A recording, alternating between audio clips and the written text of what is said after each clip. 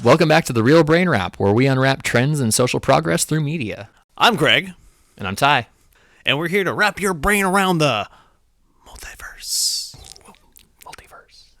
Sliders, doorways, Slippers. Anyways, before we get started into the multiverse in which we were going to be talking about, we should probably go into the history of the multiverse. Because primarily what we're talking about is tracking the trend in media, in fiction. But, I mean, the fiction wouldn't have existed if it weren't for the nonfiction first. Right. If it weren't for the scientists, the theorists, the philosophers. 6th century BC, Anaximander, I think his name is. Ancient Greek philosopher. He kind of coined some of the first ideas for what a multiverse was, but it wasn't really No, it was more the one like that we're talking about. more metaphysical-ish, with whatever knowledge they had and how to understand the world. Shortly later on in the 5th century, we started getting the atomists, which we're going to pronounce some of this stuff wrong.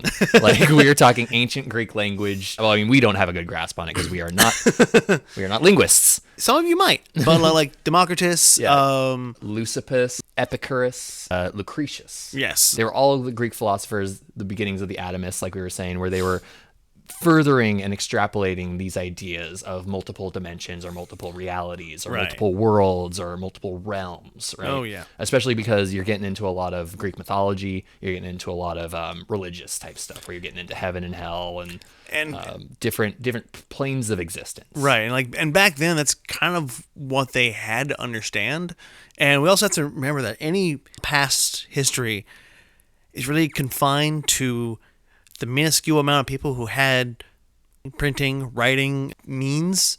A lot of people weren't as educated to be able to write things down. Even if someone did postulate the idea of, other realms, other realities, parallel worlds, it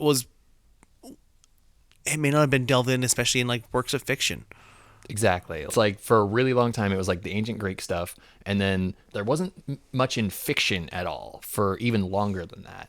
It's interesting because you get to all the like scientists and theorists and philosophers and well, we already talked about the Greek philosophers at the very least, but it's like you start getting into modern, I guess you would call modern scientists. Oh, I was like, no, I don't know if I want to go there yet. Fascinating. I know. I was just thinking about this. I was just thinking about this as we are discussing this and thinking about, back in a world undiscovered, you had stories all about like in the Odyssey, in all these different works of fiction, where in a world undiscovered, they imagined different lands that had creatures and monsters and were in different societies, like Atlantis, which was Possibly different rules. right. Yeah. And so in a world, I keep saying a world undiscovered because they didn't know what the entire world looked like and didn't know how far the boundaries went.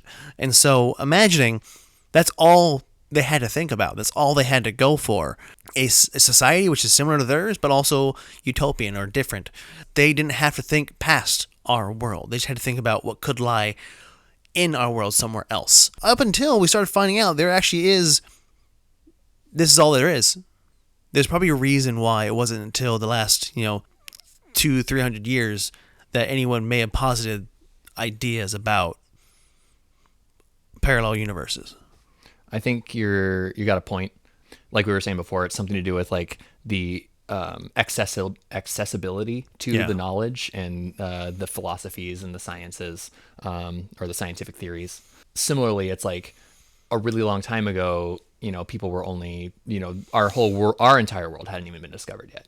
And so like you're saying, like in stuff like the Odyssey, they're sailing across an ocean that they don't know what everything is out there. There's monsters, there's islands with people that eat lotuses and, hypnotize you and whatever. And so it's like, there's all this like weird stuff going on, all these mythical creatures, and it's all fantasy, right? It's all fantasy based because it's not based on anything scientific in our world. It's not based on anything that we've experimented on and replicated results of any kind. It's just fantasy. It's just ideas people came up with.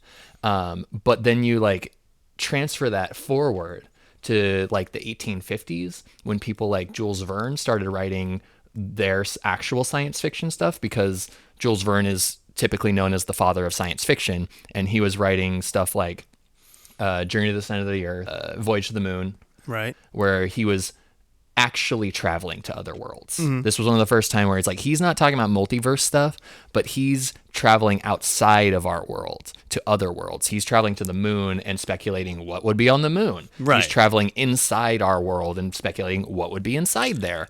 In a way, Jules Verne is taking the science that he knows, the science we've come up with, and applying it into fantasy. You can literally see it when the stories like the Odyssey are based on sea travel to different worlds, quote Right. unquote. And then you get to Voyage to the Moon, where it's space travel to a different world. Right. It's a ship. It's still on a ship. Yeah. They're taking like the knowledge they have and applying it into their concept of a multiverse, how far they could imagine. How far they could imagine. Yeah, exactly. Like, was it in 1895? There was a few debates and talks about multiverses when the real term of multiverse actually was born, was manifested. The same year by two different things. Two different works used that same term in two completely different ways. Yeah. One of them was William James talking about the infinite options that we have within our world. If I choose to take this DVD and go watch it tonight, Right. That's one world that I live in. But if I didn't choose that and I chose to watch X-Men instead, that's a different world. So it's kind of about the options, and that kind of goes in that direction. The universe you live in today is different than the one you lived in yesterday, and it's going to be different than the universe you live in tomorrow. In that same year, in 1895, we had a debate between Boltzmann and Zermelo. And if I'm getting that right, I'm sure I'm pronouncing it wrong. It was basically a debate about the recurrence paradox. In short terms, history repeating itself, the universe repeating itself, similar to the cyclical multiverse. The idea of like the Big Bang continuously expanding, contracting, creating another universe, expanding, contracting, creating another universe, expanding, contracting. By the way, there are a bunch of different terms for multiverse, a bunch of different types of multiverse. We're not going to go over it all. We're not going to go over all of them. There's too many. Brian Greene, in particular, that came up with 9 different versions or something of multiverses. Like, I mean, he was born in like the 60s or something like that, but he didn't start doing his works, writing his works until like the 90s and beyond. And so same with some of these other people.